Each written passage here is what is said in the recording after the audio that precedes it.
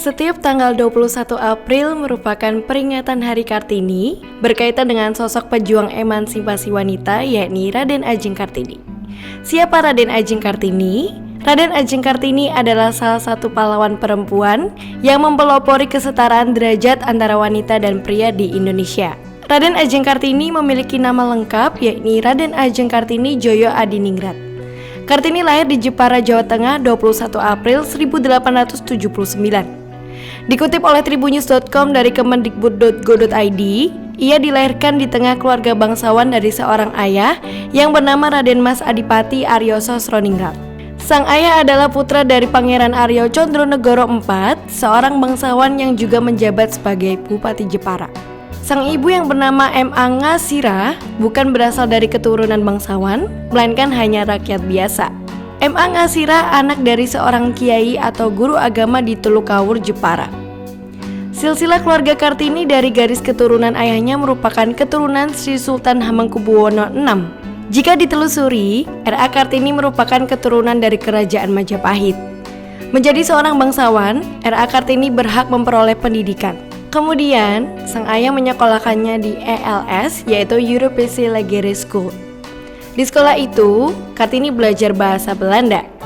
Pada masa itu, anak perempuan harus tinggal di rumah untuk dipingit, sehingga Kartini hanya bersekolah hingga usia 12 tahun.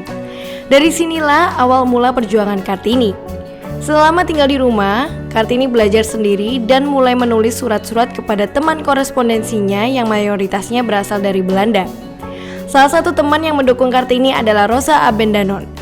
Dari Abendanon, Kartini mulai sering membaca buku-buku dan koran Eropa yang menyulut api baru di dalam hati Kartini, yaitu tentang kemajuan berpikir perempuan Eropa.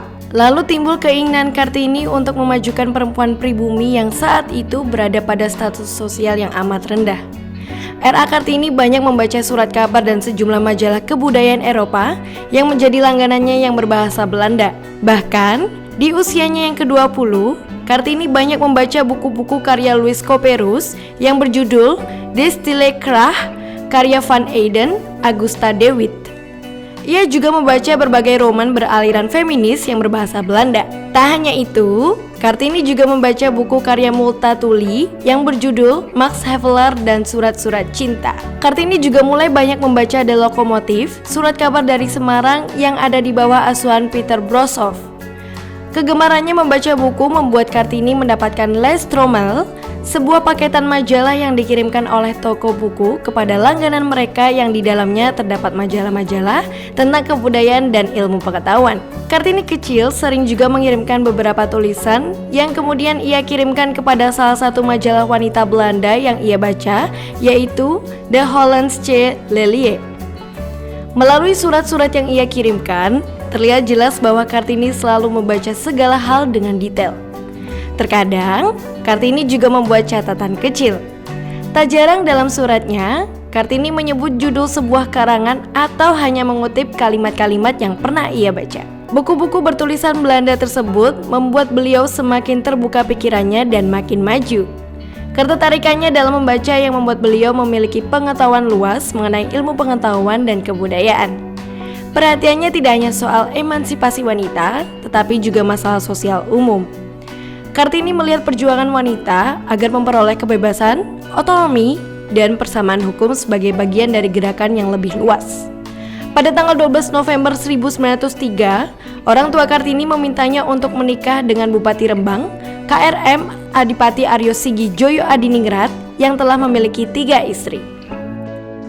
KRM Adipati Aryo Sigi Djoyo Adiningrat sangat mengerti cita-cita Kartini. Ia memperbolehkan Kartini untuk membangun sebuah sekolah wanita di sebelah timur pintu gerbang kompleks kantor Kabupaten Rembang.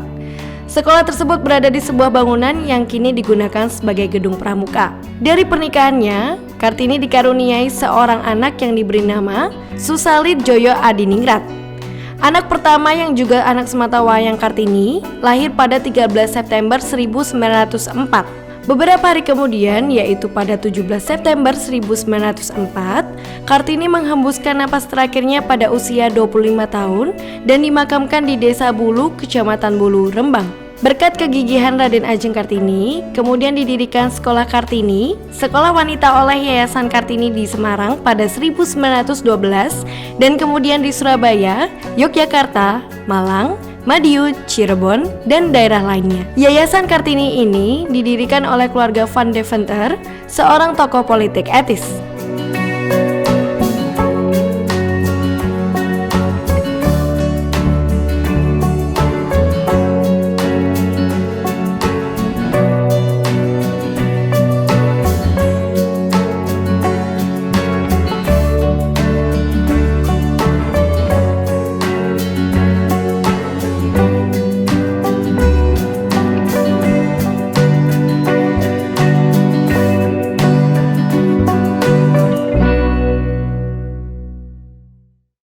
Terima kasih sudah nonton. Jangan lupa like, subscribe, dan share ya.